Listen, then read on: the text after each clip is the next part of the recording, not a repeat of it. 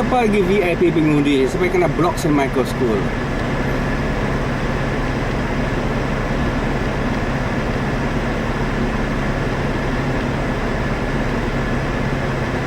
Sangat VIP sangat.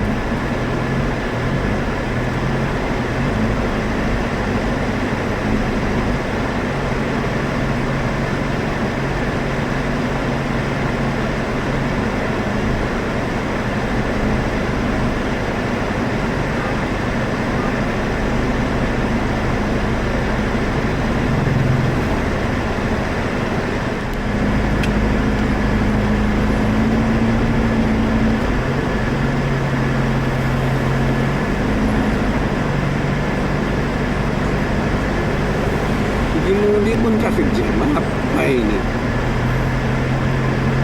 Si uncivilized.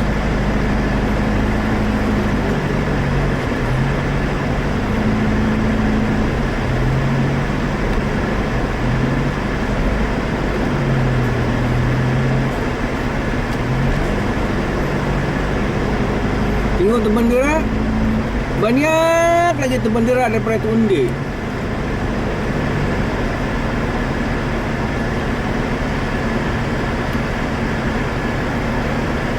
Stupid punya sistem. Nah, this is all St. Michael School now.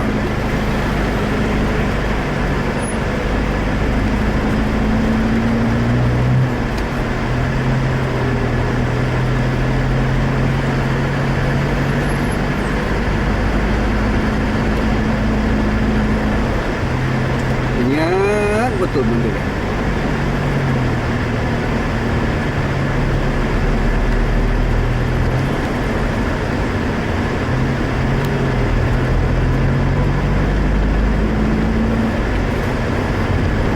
Passing the old convent clinic, coming to St. Joseph School.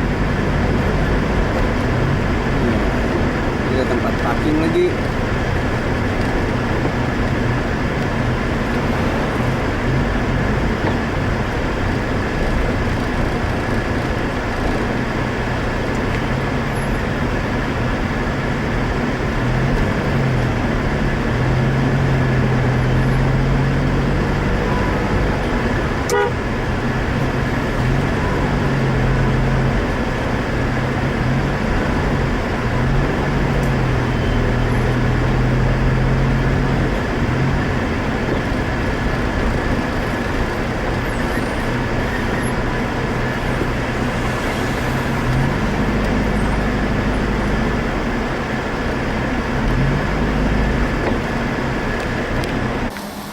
So this is my voting station, St. Joseph School.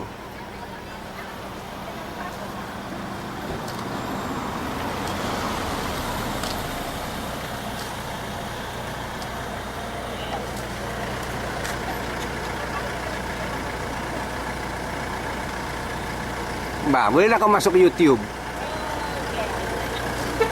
Gambar lo kau punya flag dah, pegui dah, do have flag.